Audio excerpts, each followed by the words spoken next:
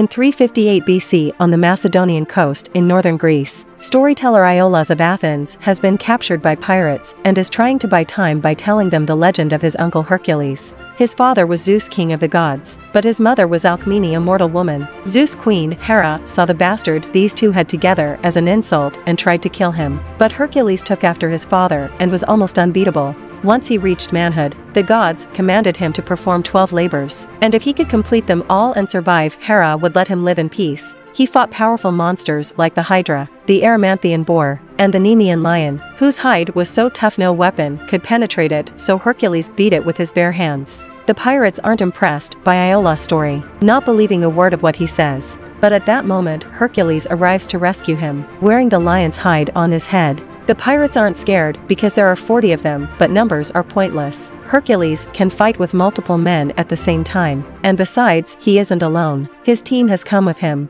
There's the seer Amphiaraus of Argos, the thief Autolycus of Sparta, the pharaoh warrior Tydeus of Thebes, and the Amazon archer Atalanta of Scythia. Together, this group of mercenaries easily defeats the pirates and rescues Iolaus. After that, Amphiaraus receives a vision from the flames. They say a lion and a crow will form a strange alliance and fight across a sea of bodies. Sometime later, the party goes to a tavern to celebrate their victory. Hercules tells Autolycus about wanting to leave for the lands beyond the seas so he can finally find peace. Suddenly the tavern falls silent when a group of soldiers enter the place and bring with them Princess Erginia of Thrace, who asks Hercules and his team to join her at the palace to hear her father's proposal. Promising a hefty payment in gold, Iolaus notices the guards' shields have a raven on them, and since Hercules' symbol is a lion, this would match Amphiaraus' prophecy. When they arrive at the palace, Hercules can't help seeing a large group of refugees behind the walls. They're welcomed by General Cydicles, leader of the Thracian army, and Erginia's son Arius, who is a big fan of him and knows all his stories.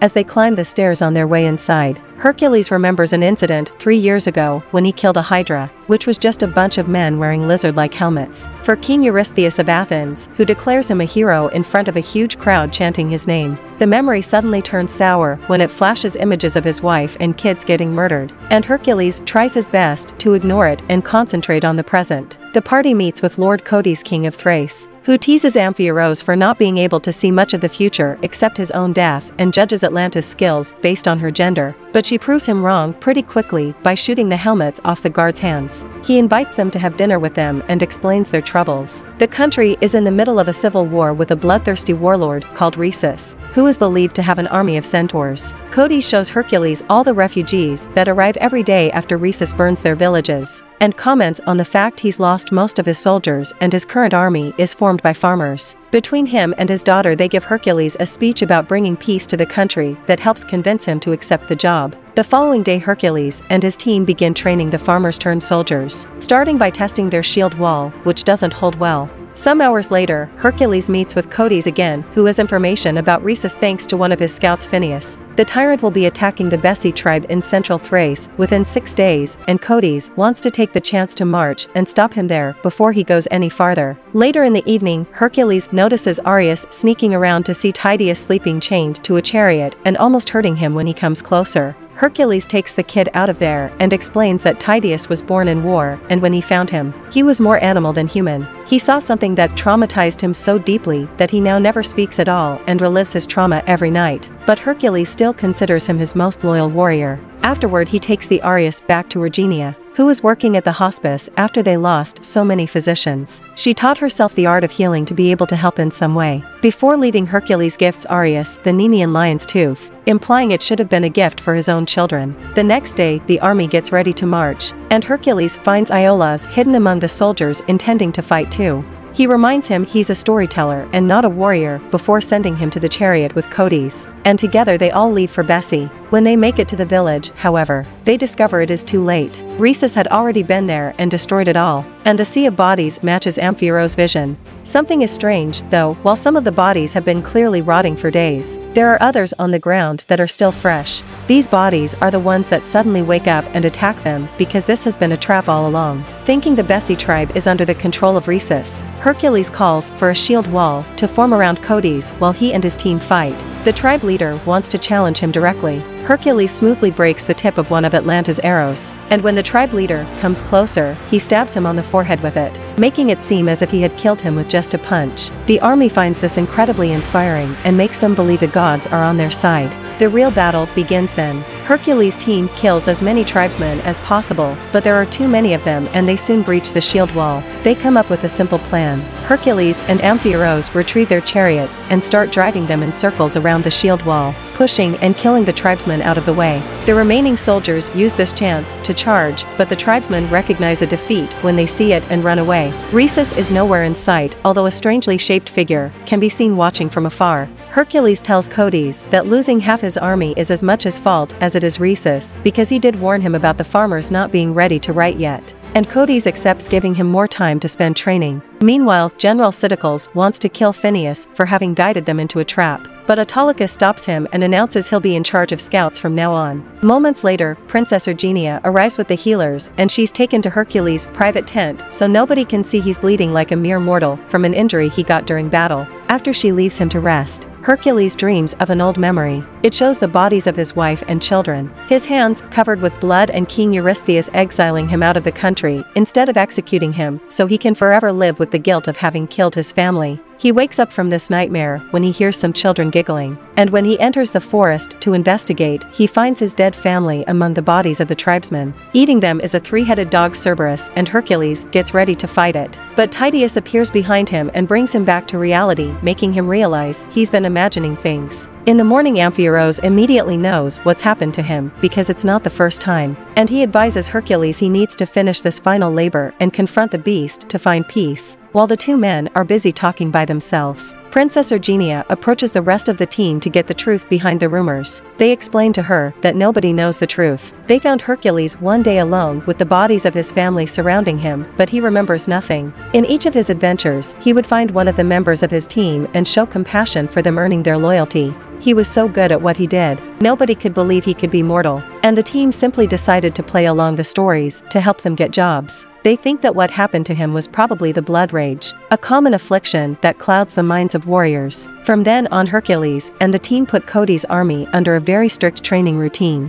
They're given armor and weapons that copy Hercules and taught the arts of the lance, bow and arrow, sword, hand-to-hand combat, and eventually they manage to form a shield wall that Tydeus can't break. All the while Iolaus watches from a hidden spot, training along in secret. One day Phineas comes back with new intel. Rhesus is near Mount Asticus with an army of centaurs, and Hercules wants to fight him there before he advances farther into their territory. Amphiaraos sadly can't help by telling them if they win or not, since he can't see that, but he does know he's going to die in a week. Some days later, once the army is ready to fight, they arrive at Mount Asticus, yet find no enemy camp. The enemy is there though. Rhesus' army appears on the horizon, and as they come closer, they discover they aren't centaurs, just a group of men on horses, creating an optical illusion by staying against the sun. Rhesus comes to talk to Codys, with Phineas by his side, who has actually been working for the enemy all along. Codys is asked to surrender, but he refuses, and both sides get ready to engage in battle. Codys' army puts up the shield wall and releases the flanks.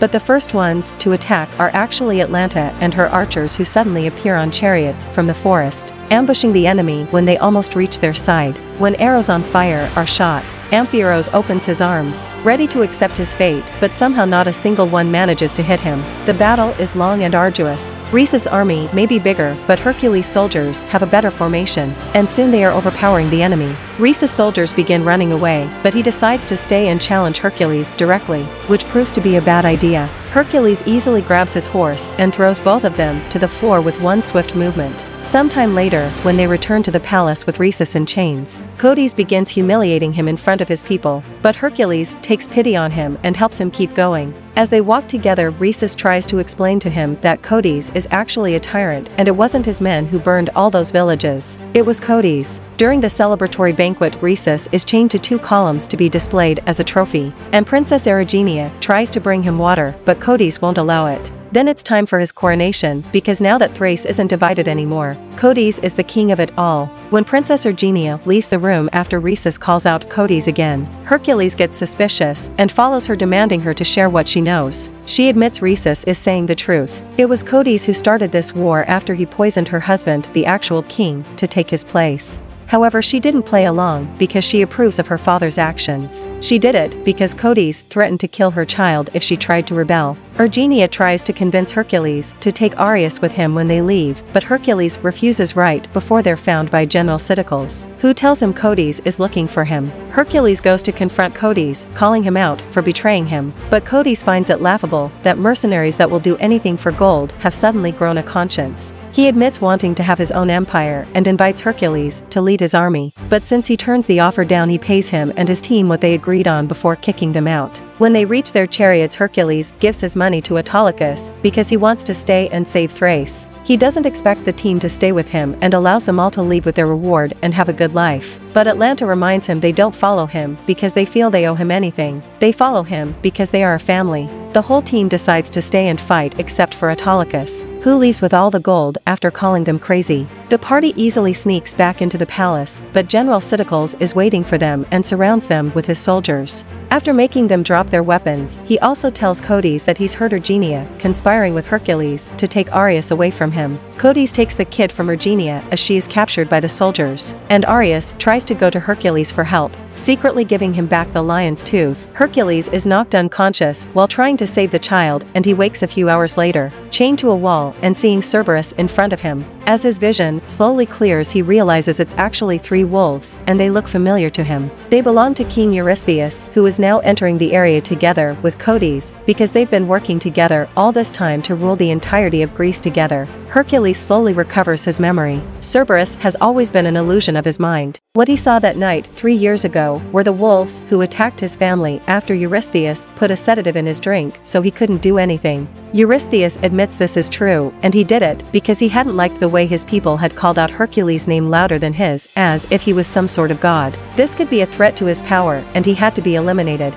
A man with ambition can be bought, but someone like Hercules who wants nothing is too dangerous. Hercules makes his soldiers take Erginia out of her cage to be executed, and Hercules feels useless for only being able to watch. However, when Amphiaraos reminds him they all believe in him and he should believe in himself too, Hercules remembers who he is and summons all his strength to rip off the chains from the wall and go save Erginia. Hercules and the others rush out of the room and let the wolves take care of him while Erginia uses the axe she was about to be executed with to open the doors to the cages. The wolves give Hercules quite a fight, biting him and wounding him on various parts of his body, but one by one Hercules manages to overpower them. Hercules lifts metal door that allows them to escape the dungeon. As they make their way upstairs, soldiers keep trying to stop them, but they have no issues fighting back and making their way through. While the party takes care of the remaining soldiers, Hercules goes after Eurystheus, who starts making a bunch of excuses for what happened to Hercules' family, like saying he had been controlled by Hercules, but Hercules doesn't care about any of that. He grabs Eurystheus by his neck,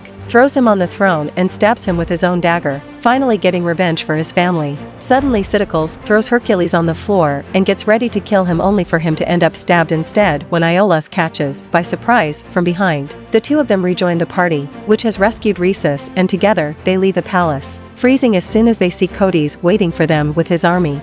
Arius is being held by a soldier as a hostage, and Hercules threatens to kill him if Hercules doesn't surrender. All of a sudden the soldier falls dead because of a knife thrown at him. It's Autolycus who has come back to help. Now free Arius runs towards his mother as another battle begins, and Tydeus jumps in to protect him from the incoming arrows. Arius safely joins them and Tydeus manages to kill most of the archers, but also is hit with a bunch of arrows in return, while the others knock over the braziers to create a wall of fire between them and Hercules' army. Hercules picks up Tydeus and watches him die after he says the only word he's ever spoken in his life, Hercules' name. Hercules' army starts charging after most of the flames have died down, and Hercules sees only one way to stop them. Using his extraordinary strength once again, he pushes a giant statue of Hera off its base, which breaks into hundreds of pieces that proceed to crush many soldiers and push Hercules into the abyss. With their king dead, one by one the soldiers begin kneeling for Hercules and chanting his name, accepting him as their new leader.